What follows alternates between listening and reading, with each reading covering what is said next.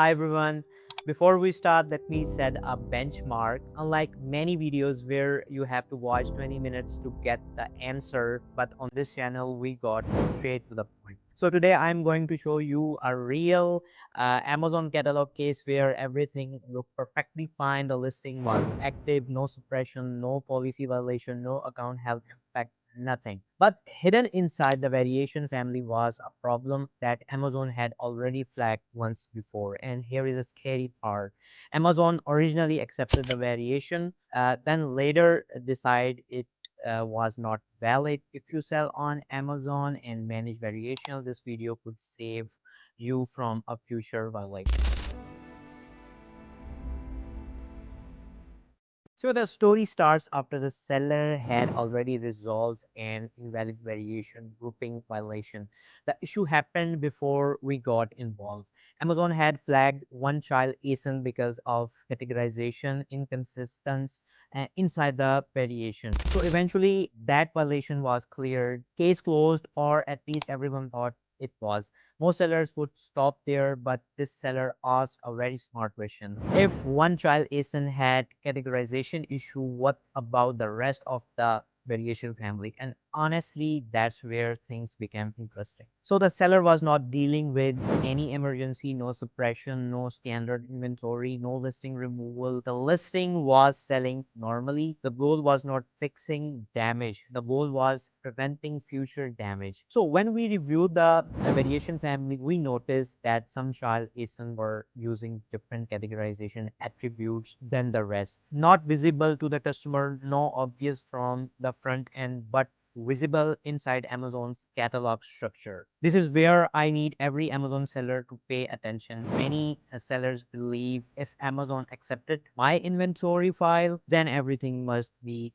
correct. This is wrong. Amazon has two different realities. Reality number one is upload validation, and reality number two is compliance validation. And they are not always the same. Let me explain. You can upload a variation, Amazon accept it, parent child relationship appear, listing go live, everything looks healthy, but behind the scenes Amazon's compliance system continues scanning the catalog, sometimes weeks later, sometimes months later, and that's when problems appear. So think about it this way.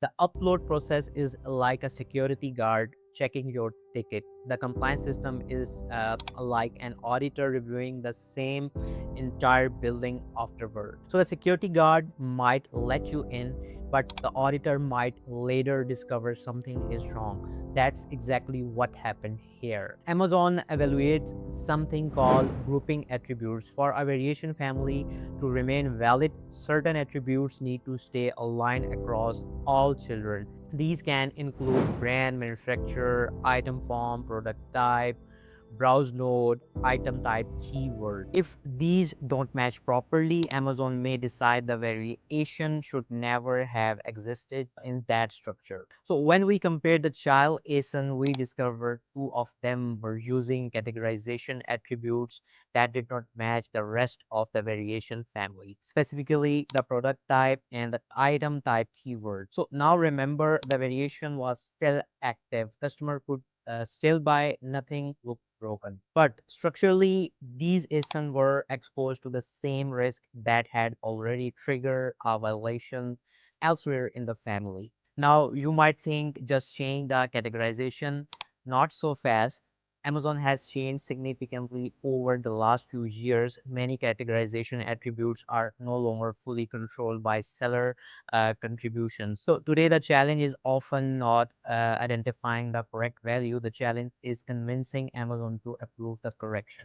And then we discover something even more interesting. The seller noticed and other ASIN was not appearing in the variation family. Naturally, they assumed our correction word paused it, but honestly, most people would assume the same thing. But before taking any action, we checked the history, and guess what? The ASIN had never been part of the variation family. Not recently removed, not broken, not affected by our work. It was simply a pre-existing gap that nobody had noticed before. So this case taught a very important lesson. Sometimes solving one issue reveals another issue, and sometimes the second issue is more important than the first. The categorization correction was not what caused the discovery, it simply forced everyone to inspect the variation family more closely. So, what should you take away from this? Number one is just because Amazon accept a variation does not mean it's complaint. Number two is invalid variation grouping violations often start with backend categorization mismatches. Number three is the best time to audit a variation family is before Amazon's compliance system audits it for you. And the last one is never assume a recent change caused a problem. Always verify the history first. So guys, if you found this case study useful, hit the subscribe button. On this channel, we break down real Amazon catalog cases, real Amazon compliance issue, real PPC strategies, and real account management challenges that sellers face every day. I'm Umar from Spectrum BPO. Thanks for watching, and I'll see you in the next one.